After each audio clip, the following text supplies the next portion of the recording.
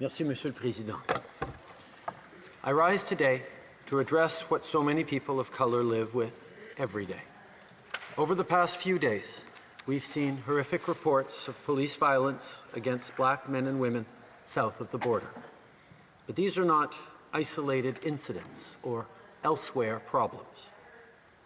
Prejudice, discrimination, and violence is a lived reality for far too many people.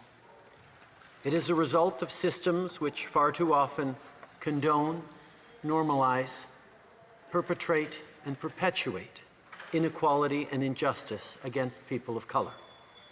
As a country, we are not concerned bystanders simply watching what is happening next door. We are part of it. The calls for justice, for equality, for peace have found echo in our communities because anti-black racism is happening here, everywhere in Canada, every single day. This is something that our own staff, cabinet ministers, and colleagues face even in these halls. Over the past few days, I've heard many of these personal stories directly from them. And I'm not just talking about acts of violence, I'm also talking about microaggressions, which many of us may not even see. That is the daily reality of far too many racialized Canadians, and it needs to stop. When it comes to being an ally, I have made serious mistakes in the past, mistakes which I deeply regret and continue to learn from. And I want to thank my colleagues, community leaders, and fellow Canadians for opening my eyes to what is really going on in our communities and helping me better understand both privilege and power. I'm not perfect, but not being perfect is not a free pass to not do the right thing. It's not an excuse to not step up, to stand up for each other, to be an ally. I know that for so many people listening right now, the last thing you want to hear is another speech on racism from a white politician. I'm not here today to describe a reality I do not know or speak to a pain I have not felt. I'm here because I want you to know that our government is listening. We hear your calls for justice, equality, and accountability. We acknowledge your frustration, your anger, your heartbreak. We see you.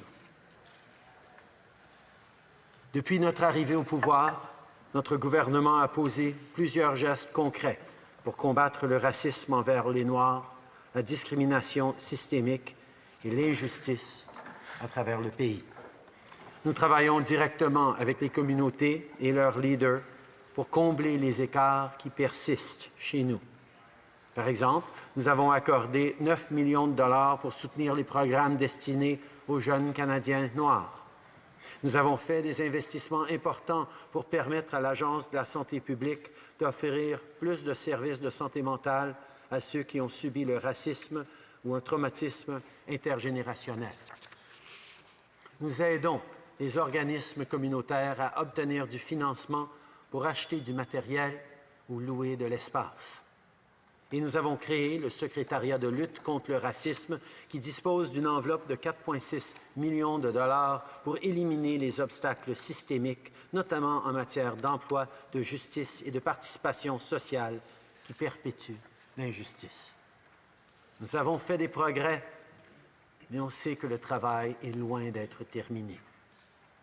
Over the past 5 years, our government has worked with communities to recognize and address injustices. We've taken action to support community organizations, invest in better data, and fight racism. And while we've made some progress, there is still so much more to do. Because here are the facts in Canada. Anti-black racism is real. Unconscious bias is real. Systemic discrimination is real. For millions of Canadians, it is their daily lived reality. And the pain and damage it causes is real, too.